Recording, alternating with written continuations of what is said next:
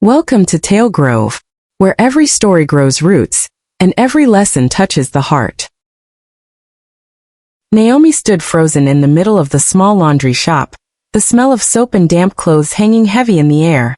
Her hands trembled as she clutched the edge of her faded dress, her heart pounding so loudly it felt like everyone could hear it. Just moments ago, this place had been her whole world. Now it was slipping away from her. "Naomi," the laundry shop owner said quietly, avoiding her eyes. His voice was low, tired but firm. "I'm sorry. I can't keep you here anymore." The words hit her like a slap. "Please, sir," Naomi whispered, her voice breaking. "I didn't mean to do anything wrong. It was an accident. Please, this place is my home." Her eyes darted around the shop. The old washing machines, the cracked walls, the small mat in the corner where she slept every night. "If I leave this place, where will I go?" she thought, panic tightening her chest. The owner sighed deeply, rubbing his bald head. "You're a good girl, Naomi. You work hard. But that woman is my best customer. If she leaves, I lose everything." Naomi's knees gave way, and she sank to the floor. "Sir, I have nowhere else. No family. No money. Please have mercy on me." For a brief moment, the man hesitated. Pity flickered in his eyes, but it faded just as quickly. "I'm sorry," he said again, softer this time. "You have to go." Behind Naomi, the door creaked open. The well-dressed woman stood there, her lips curled into a cold smile. "That will teach you to watch where you're going," she said sharply before turning and walking away. Tears streamed down Naomi's face as the reality sank in. "So this is how my life ends," she thought bitterly. Thrown away like dirty water. She stood up slowly, her legs weak, and gathered her few belongings. A small bag, a single cup, and a plate. That was all she owned in the world. As she stepped outside, the evening air felt cruelly cold against her skin. The shop door closed behind her with a dull thud, sealing her fate. Naomi looked back one last time, her vision blurred with tears. "I had nowhere to go," she whispered to herself. And with that, she turned away, walking into the unknown, alone, broken, and thrown out with nothing but her fragile hope. Long before the night she was thrown out, Naomi's life in the village had never been easy. She lived on the edge of everything, on the edge of comfort, on the edge of kindness, and often, on the edge of being forgotten. From dawn till dusk, she moved quietly through the village like a shadow no one bothered to notice. Every morning, before the sun fully rose, Naomi would wake up from her thin mat on the laundry shop floor. Her back ached from sleeping on the hard ground, but she never complained. "At least I have a roof over my head," she would remind herself, forcing a small smile as she folded her mat and tucked it into the corner. As she walked through the village streets to fetch water, villagers passed her without a glance. Some whispered, others looked at her with pity, and a few with open disdain. "That's the orphan girl," one woman murmured to another. "She has no people," another replied, shaking her head. Naomi heard it all, but she pretended not to. "If I listen, my heart will break," she thought. At the laundry shop, she worked harder than anyone else. She scrubbed clothes until her fingers burned, lifted heavy buckets of water, and ironed endlessly under the hot afternoon sun. Customers barked orders without saying thank you. Some dropped coins at her feet instead of into her hands. "Girl, hurry up," a man once snapped. "Yes, sir," Naomi replied softly, bowing her head. By midday, hunger twisted in her stomach. Often, all she had was a small bowl of gari soaked in water. She ate slowly, savoring each bite, pretending it was enough. "Tomorrow will be better," she told herself, though tomorrow always looked the same. At night, when the village grew quiet, Naomi would sit outside the shop and look up at the stars. They were the only things that felt kind to her. "God," she whispered into the darkness, "I don't ask for much. Just don't let me be invisible forever." But the village did not answer. The people went on with their lives, and Naomi remained alone, working, hoping, surviving. She did not know that all this suffering was preparing her for a moment that would change everything. For now, she was just Naomi, the poor maid in a small village, carrying a lonely heart and a quiet strength no one had yet discovered. That afternoon began like any other, but the air felt heavy, as if something unseen was about to happen. Naomi stood at the washing basin, scrubbing a pile of expensive clothes that belonged to one of the shop's richest customers. The fabric was soft, unlike anything she owned, and she handled it with extra care. "Be careful with that dress," the laundry shop owner warned from behind the counter. "That woman is not patient." "Yes, sir," Naomi replied quickly, her heart tightening. As she lifted the dress from the soapy water, a sudden shout echoed through the shop. "Hey, watch what you're doing." Naomi turned sharply. The rich woman had entered without a sound, her arms crossed, her sharp eyes fixed on the dress. In that moment of panic, Naomi's wet hand slipped. The dress fell to the floor, splashing into a bucket of dark dye nearby. Time stopped. Naomi stared at the stained fabric, her breath trapped in her chest. No, this cannot be happening," her mind screamed. "What have you done?" the woman shrieked, rushing forward. She lifted the dress and gasped in horror. "Do you know how much this costs? This dress is worth more than your entire life." Naomi fell to her knees. "Please, madam, I'm so sorry," she cried. "It was an accident. I will wash it again. I'll fix it, I promise." The woman laughed bitterly. "Fix it? With what money? With those dirty hands." She turned to the shop owner. "If you don't deal with her now, I will make sure no one ever comes to this shop again." The owner's face went pale. He looked at Naomi, then at the woman. Fear danced in his eyes. "Naomi," he said slowly, "go outside." Naomi's heart sank. "Sir, please." "Now," he snapped. The woman smirked as Naomi stood up shakily. Villagers outside had begun to gather, drawn by the shouting. Naomi felt their eyes burn into her skin as she stepped out, holding the ruined dress like evidence of her crime. "She's careless," the woman announced loudly. "Poor people never respect what they don't own." Humiliation crushed Naomi's chest. Tears streamed down her face, but she didn't wipe them away. "Why does one mistake mean I deserve this?" she thought. Inside the shop, a decision was being made. One that would push Naomi out of the only life she knew and send her down a path she never imagined. Night fell quickly, wrapping the village in a cold, unforgiving darkness. Naomi walked slowly along the dusty road, her small bag pressed tightly against her chest as if it were the only thing keeping her heart from breaking apart. Each step felt heavier than the last. The familiar sounds of the village, laughter from homes, pots clanging, children calling out, only made her loneliness deeper. She stopped near an empty roadside shelter and sat down, hugging her knees. The ground was hard and cold, but she barely felt it. "So this is it," she thought. "This is where my life ends." Tears slid down her cheeks as memories flooded her mind. The laundry shop. The thin mat she once complained about. Even the owner's strict voice. "I didn't know losing everything could hurt this much," she whispered inside her heart. A sudden gust of wind made her shiver. Naomi wrapped her arms around herself. "God, please," she murmured softly, her voice shaking. "I don't want much. I just want to live." Hunger clawed at her stomach, but fear was stronger. Every shadow looked like danger. When footsteps approached, her heart leaped into her throat. She quickly stood up, ready to run, but it was only a stray dog passing by. She let out a shaky breath and sank back down. The night grew deeper. Naomi tried to sleep, but every noise startled her awake. The rustle of leaves, distant voices, even her own breathing. She clutched her bag and stared up at the sky. The stars looked far away, uncaring. "Why does life punish people like me?" she whispered, her eyes burning. "What did I do to deserve this?" Her body trembled, not just from the cold but from fear of tomorrow. What if I never find food? What if no one helps me? The questions echoed endlessly in her mind. As the hours passed, exhaustion finally pulled her into a light sleep.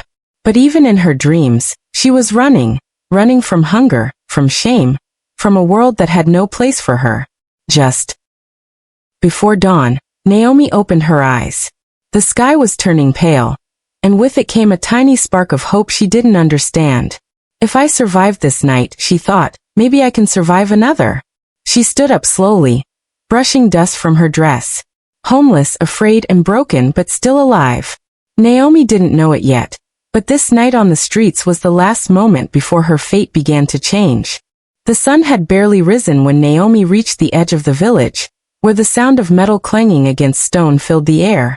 A large construction site stood before her, alive with movement. Men lifting bricks, machines roaring, dust rising like smoke. She paused at a distance, her heart pounding. This place looks dangerous, she thought. But danger is better than hunger. She took a deep breath and walked forward. Hey, what are you doing here? One of the workers shouted, wiping sweat from his face. Naomi swallowed hard. Sir, I'm looking for work. Any kind of work, she said quickly. I can clean. I can carry water. I can do anything. The men exchanged doubtful glances. One laughed. This is not a place for a girl like you. Naomi lowered her head, but she didn't turn away. Please, she said softly. I just need one chance. At that moment, a tall man in a helmet stepped out from a small office nearby. He was the site engineer, his eyes sharp but calm. What's the noise about? He asked. She wants a job, a worker replied. But she's too weak. The engineer studied Naomi closely. He noticed her torn dress, the dust on her feet, and the quiet strength in her eyes. Why do you want to work here? He asked. Naomi met his gaze. Because I don't want to beg, she said. And I don't want to die. Her words hung heavy in the air. The engineer sighed. We don't usually hire women for this kind of work, he said slowly. Naomi's heart sank. But, he added, we need someone to fetch water and clean the site. It's hard work. Very little pay. Naomi's eyes filled with tears, not of sadness, but relief. I'll do it, she said quickly. Thank you, sir. I won't disappoint you.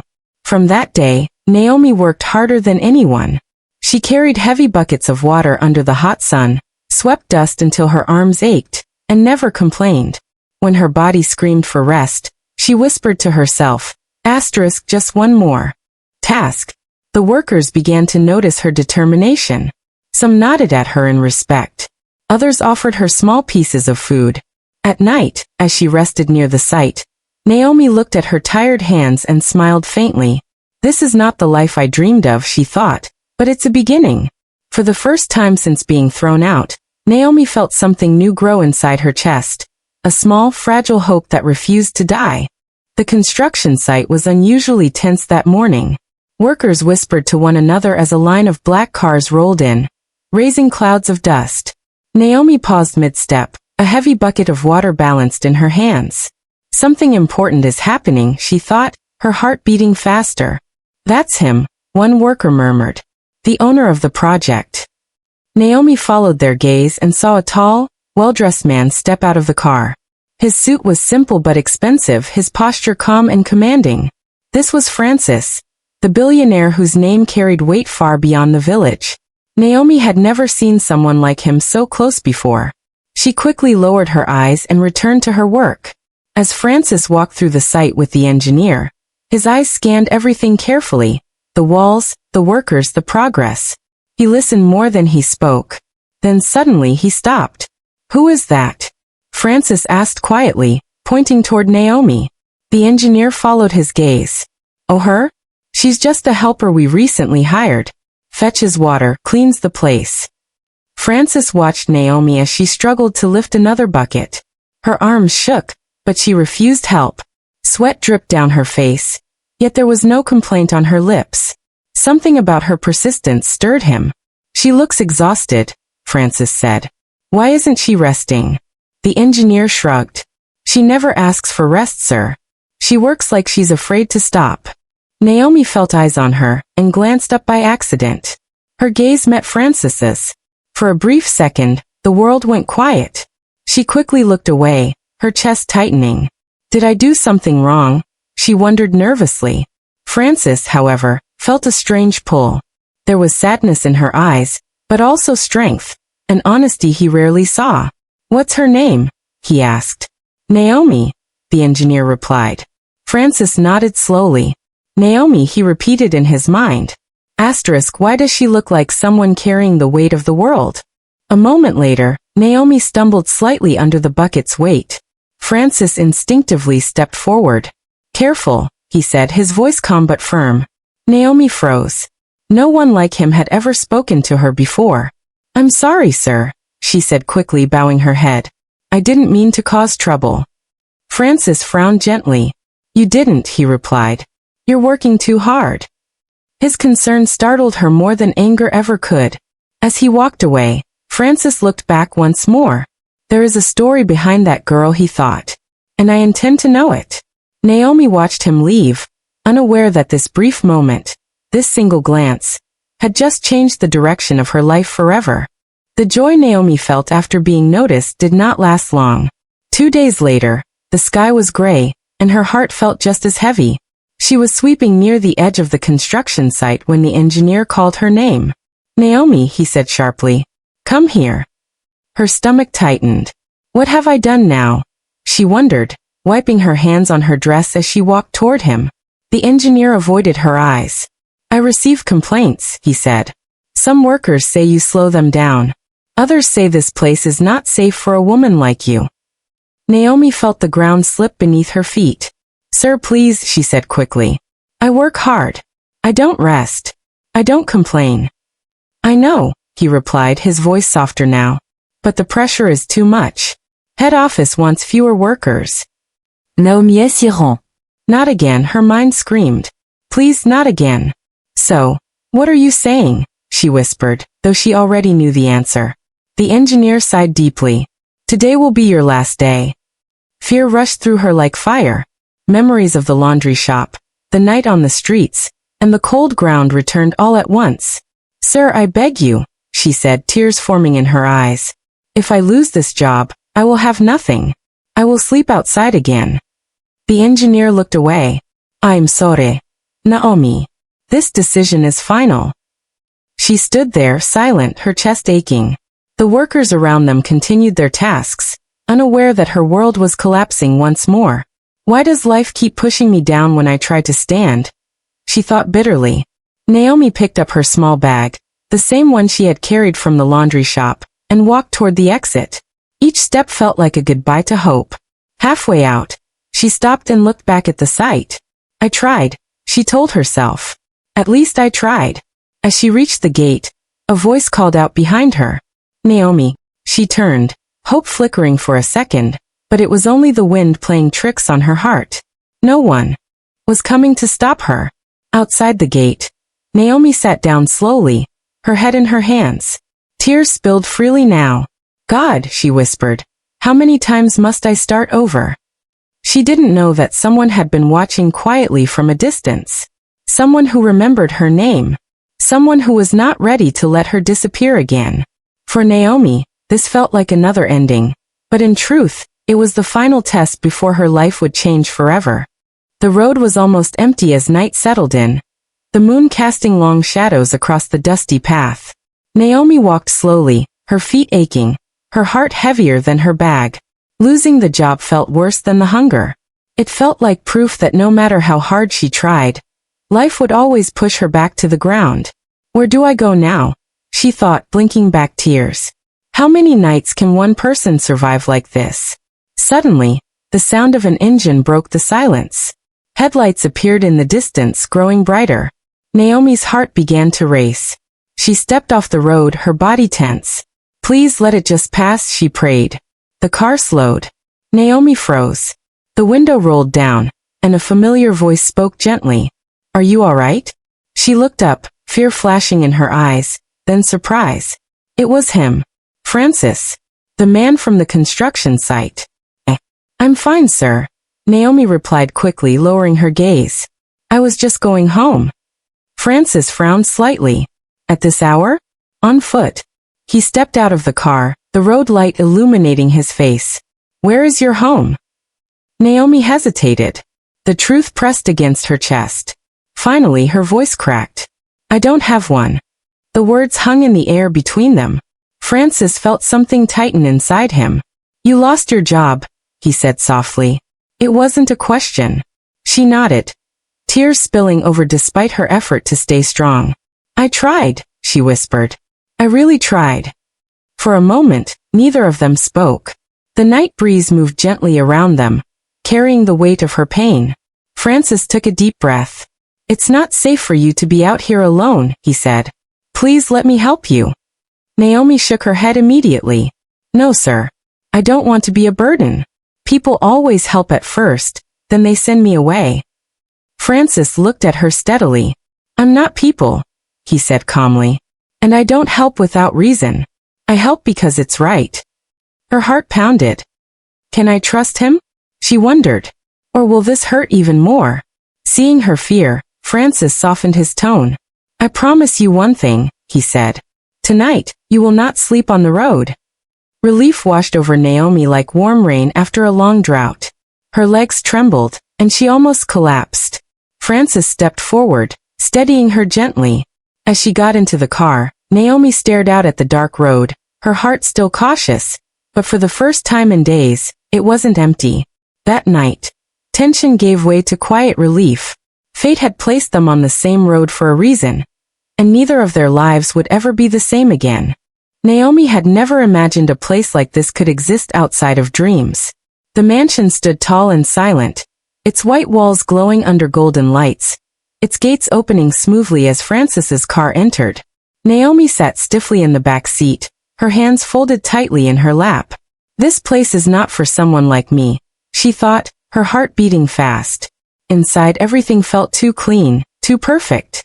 The marble floor reflected her tired face, and suddenly she became painfully aware of her worn dress and dusty shoes.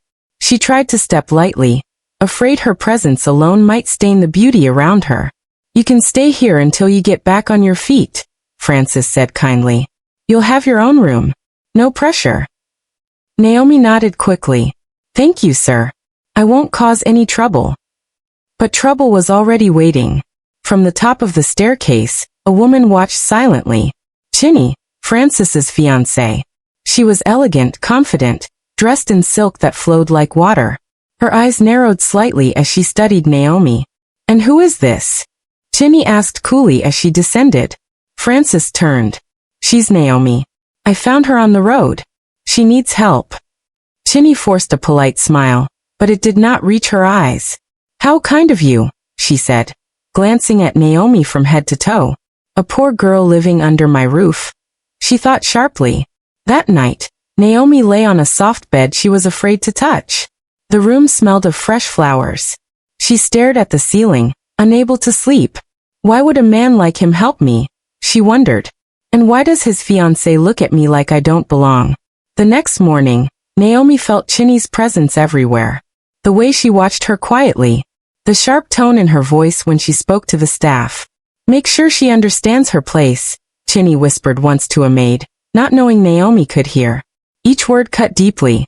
Naomi tried to stay invisible, cleaning quietly, speaking softly, keeping her eyes low. Whenever Francis entered the room. But Francis noticed her discomfort. Are you okay here? He asked gently one afternoon. Naomi hesitated, then nodded. Yes, sir.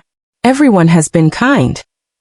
Across the room, Ginny watched them closely, jealousy burning in her chest. Why does he look at her like that? She thought. She is nothing. The mansion, once a place of safety, slowly filled with unease. Naomi felt it in every hallway, every silent stare. She knew one thing for sure. This beautiful house was not free from danger. And whatever was coming next would test her heart in ways she never expected. The mansion was unusually quiet that evening. The kind of silence that makes every creak of a floorboard feel deafening. Naomi was in the kitchen, carefully preparing a simple meal for Ginny, hoping to ease the tension that had grown between them. She moved quietly, trying not to draw attention, her hands shaking slightly from exhaustion and anxiety. If I do this right, maybe she won't be angry. Maybe tonight will be peaceful, she thought, forcing herself to breathe evenly. Suddenly, Ginny's voice cut through the air like a whip. Naomi. Come here now. Naomi froze, heart hammering. What did I do wrong this time? She wondered as she cautiously approached the living room. Ginny was standing with her arms crossed, her face twisted with fury, eyes blazing like fire. You think you can poison me? Ginny accused sharply, her voice echoing through the marble hall. Naomi's heart stopped. What? Madame. No. I would never. She stammered, her voice trembling. Ginny stepped closer, her finger pointing directly at Naomi. I saw you. Don't lie. You tried to put something in my food to kill me.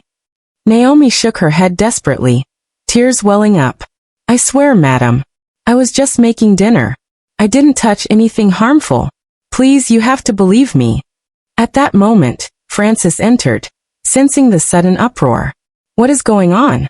His deep voice cut through the tension, but Chinny's accusatory eyes locked onto Naomi. She tried to poison me, Francis. This wicked girl is dangerous. Chinny cried, her voice shaking with faux fear. Naomi felt her knees weaken. Not again, not after everything, she thought. Her chest tightened as panic rose. She could barely speak, but then, gathering every ounce of courage, she stepped forward. Sir, I promise I didn't. Please, you have to trust me. Francis's eyes narrowed. Something about Chinny's tone didn't sit right. He looked at Naomi, then back at Chinny, noticing a subtle smirk she tried to hide. Why would Naomi do this? He thought, scanning her tear-streaked face. And why does Chinny look too calm for someone accusing another of murder? In a decisive motion, Francis gestured to the security camera footage. We will see the truth, he said, his voice calm but firm. Chinny's face paled instantly. Naomi felt a flicker of hope ignite inside her chest. Maybe he will finally see. Maybe this nightmare is over, she thought. The night, which had begun with betrayal and fear, hung heavy in the air, each heartbeat stretching long as the truth waited to be revealed. One thing was certain, Naomi's innocence would not be hidden for long. Francis stood in the living room, his jaw tight, eyes fixed on the screen of his security monitor. The camera footage played slowly, capturing every moment of the evening, the kitchen, the hallway, the living room. Naomi's hands moved only to serve a simple bowl of noodles, while Chinny, unseen by anyone else, poured something from a small vial into the bowl when Naomi's back was turned. Francis's heart pounded as the truth became undeniable. All this time, it wasn't her. It was Chinny. Naomi, trembling with anxiety, clutched her dress. Sir, did you? She whispered, barely daring to hope. Francis turned to her, his expression softening. Naomi, look at me, he said gently.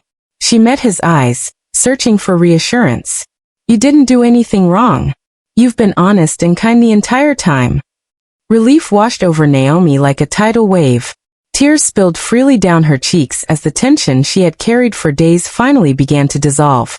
Chinny stood frozen, her carefully crafted composure shattered. This isn't fair, she cried, panic seeping into her voice. Francis's gaze hardened. Fair? You falsely accused an innocent girl of poisoning you. Do you understand the gravity of your actions? His tone was sharp, leaving no room for argument. Chinny stammered, her arrogance replaced with fear. I didn't.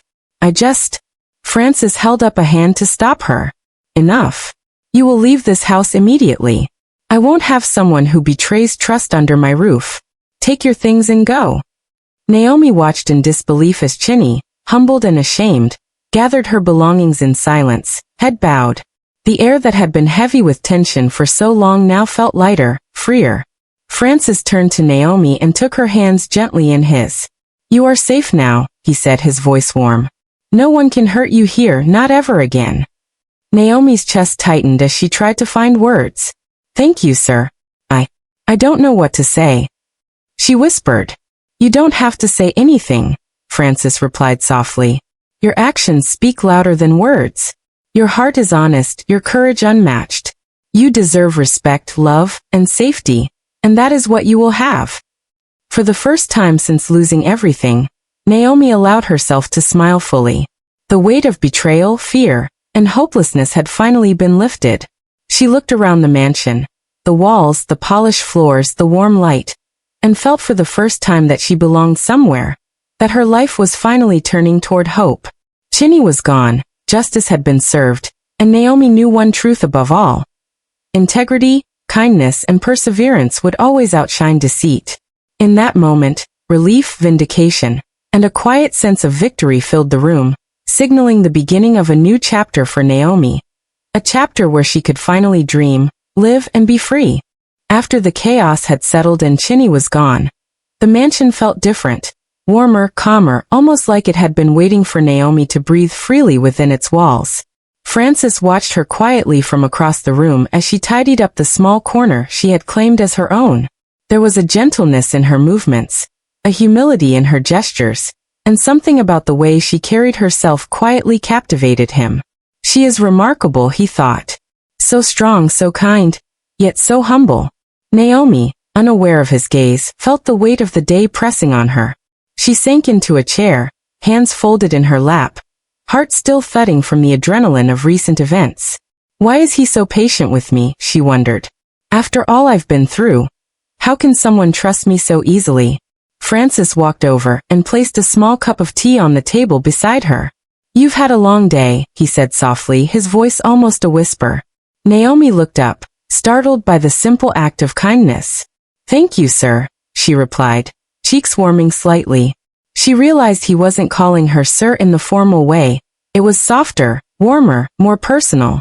You don't have to thank me, Frances said, a small smile tugging at his lips. I just want to make sure you're okay. Naomi lowered her gaze, unsure how to respond. The words, though simple, carried a weight she wasn't used to feeling. No one has ever cared like this before, she thought. Her heart, which had been cautious and guarded for so long, felt an unfamiliar flutter. Days passed, and their interactions became small but meaningful moments. Him asking how she slept, her noticing the way he left fresh flowers in the kitchen, him quietly observing her laughter as she shared a simple story from her past. Love, they both realized, was not about grand declarations or sudden passion. It was in the little acts of care, in trust slowly built, and in the shared silences that felt comfortable rather than empty. One evening, as Naomi prepared a simple dinner, Frances entered and leaned against the doorway, watching her work. You've changed this house, he said softly. Naomi paused, looking up, unsure whether to speak or stay silent. Change how, sir? Not just the house, he said, stepping closer. Me. You've brought warmth, honesty, and something I didn't even know I was missing. Naomi's breath caught. Her heart raced, a quiet warmth spreading through her chest. She realized in that small moment of honesty that love had begun to grow, slowly, tenderly, and in a way that neither of them could have forced, but both could now feel. The sun streamed through the tall windows of the mansion, casting golden light across the room where Naomi stood, her hands trembling as she held the delicate white dress Frances had chosen for her. She could hardly believe it. After everything she had endured, after nights of fear, hunger, and uncertainty, she was about to step into a life she had never dared to dream of. From a maid with nothing, to someone cherished, loved, and wanted, she thought, tears threatening to spill over. Frances approached, dressed neatly, his eyes glowing with emotion. Naomi, he said gently, taking her hands in his. Are you ready? Naomi looked up at him, her heart pounding in disbelief. I think so, she whispered, her voice shaking. Asterisk ready? How could I ever be ready for this? Asterisk. Frances smiled, brushing a stray strand of hair from her face. It's not about being ready. It's about being together. You've endured so much, and yet here you are, strong, kind, and extraordinary. Today, we celebrate you. And us. The ceremony was small, intimate, but filled with an overwhelming sense of joy. Close friends, family, and a few supportive neighbors gathered in the mansion's garden, the scent of fresh flowers mingling with the warm sunlight. Naomi's heart raced as she walked down the aisle, each step a journey from her past struggles to her present happiness. Frances's eyes never left hers, a gentle smile playing on his lips, filled with pride and love. When he finally took her hands and spoke his vows, Naomi felt every word resonate deep within her soul. Naomi, I promise to stand by you, to protect you, and to honor your heart for as long as I live, he said, his voice steady but soft, like a warm embrace. Tears streamed down Naomi's face as she replied, Frances, I promise to walk beside you, to trust in you, and to love you with everything I have. When the rings were exchanged and the words, I do, were spoken, a wave of disbelief and pure rapine crashed over Naomi. She laughed and cried at the same time, the weight of her past dissolving in the bright light of her new life. From maid to wife, truly miracles exist, she thought, clutching Frances's hand tightly. As they walked together under the warm afternoon sun, The mansion behind them felt more like home than ever before. Naomi's journey from desperation to love, from loneliness to belonging, had come full circle. She finally understood that life could change in the blink of an eye, and that kindness, perseverance, and a brave heart could lead to happiness beyond imagination. And so Naomi's story comes to a close, not just as a tale of hardship and love, but as a reminder of the strength of the human spirit. From the dusty corners of a small laundry shop to the grand halls of a mansion, Naomi's journey teaches us that life is never without challenges, but it is also never without hope. She faced betrayal, hunger, fear, and loneliness, yet she never allowed bitterness to take root in her heart. Instead, she held on to kindness, humility, and perseverance, and those qualities, invisible to some, were the very things that transformed her life. Think for a moment about Naomi's courage. When she had nothing, she still worked hard. When doors closed, she found new paths. Even when accused falsely and threatened by deception, she remained honest, showing that integrity is a power stronger than wealth or status. And consider Francis, not a perfect man, but one willing to notice goodness where others overlooked it, to give a chance when many would have ignored the suffering of a stranger. Their story reminds us that sometimes, help comes when least expected, and that a single act of compassion can change the course of a life forever. But the moral goes deeper than love or generosity. Naomi's journey shows us that circumstances do not define us. Our choices do. We can rise above humiliation, persevere through trials, and extend grace even when the world seems cruel. And in doing so, we inspire others, as Naomi's foundation for young girls now proves, showing that giving back and lifting others is the ultimate reward. So, if life has pushed you to your limits, remember Naomi. If someone doubts your worth, remember Naomi. If betrayal and hardship test your heart, remember her courage. Life may not be fair, but your spirit, your kindness, and your resilience are the truths no one can take away. As the narrator, I leave you with this thought. The world will judge you by your actions, not by your circumstance. True strength is quiet, persistent, and often unnoticed until it blooms in the right moment. Naomi's story is proof that no matter how dark the night, the dawn brings opportunities to rise, to love, and to shine. And so, dear viewer, remember, even in the smallest acts of kindness, even in the hardest trials, there is hope. Hold on to it, nurture it, and one day, like Naomi, your life can change in ways beyond imagination.